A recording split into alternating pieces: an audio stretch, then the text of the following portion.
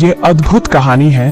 जगन्नाथपुरी के पास एक छोटा सा गांव था, जहां एक गरीब एक दिन उसने मन ही मन सोचा कि काश एक बार भगवान स्वयं आकर उसके घर भोजन करे। लेकिन तुरंत ही वो अपने विचार पर हंस पड़ा कि मैं इतना गरीब, मेरे घर भगवान क्यों आएंगे। उसी रात एक बूढ़े साधु के रूप में भगवान उसके दरवाजे पर आए और बोले, बेटा बहुत भूख लगी है, क्या कुछ खाने को मिलेगा। भक्त ने तुरंत उन्हें अंदर बुलाया और जो भी सूखी रोटी और थोड़ा सा साग था प्रेम से परोस दिया। साधु ने प्रेम से भोजन किया और रात वहीं रुक गए। अगले दिन जाने से पहले साधु ने कहा, मैं फिर आऊंगा, और चले गए।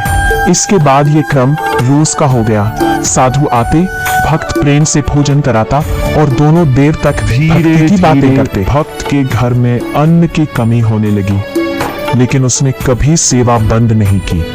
एक दिन गांव वालों ने उसका मजाक उड़ाया और कहा कि तू पागल हो गया है, कोई साधु रोज रोज क्यों आएगा। लेकिन भक्त ने उनकी बातों पर ध्यान नहीं दिया।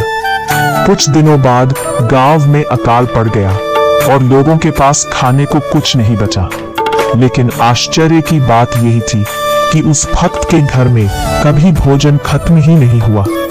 एक दिन जब साधु फिर आए तो भक्त ने हाथ जोड़कर कहा, प्रभु अब मैं आपको पहचान गया हूँ, आप कोई साधारण इंसान नहीं है।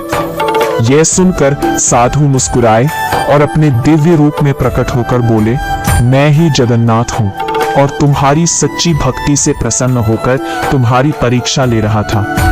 यह देखकर भक्त की आंखों से आंसू बहने लगे और वह प्रभु के चरणों में गिर पड़ा। भगवान ने उसे आशीर्वाद दिया और कहा, जो सच्चे मन से मेरी भक्ति करता है मैं स्वयं उसकी सेवा स्वीकार करने आता हूँ। यह कहकर भगवान अंतर्ध्यान हो गए। लेकिन उस दिन के बाद से उस भक्त का जीवन पूरी तरह बदल गया और उसकी भक्ति की कथा दूर दूर तक प्रसिद्ध हो गई, जिससे यह सीख मिलती है कि सच्ची श्रद्धा और निस्वार्थ सेवा से भगवान को भी अपने भक्त के पास आना पड़ता है।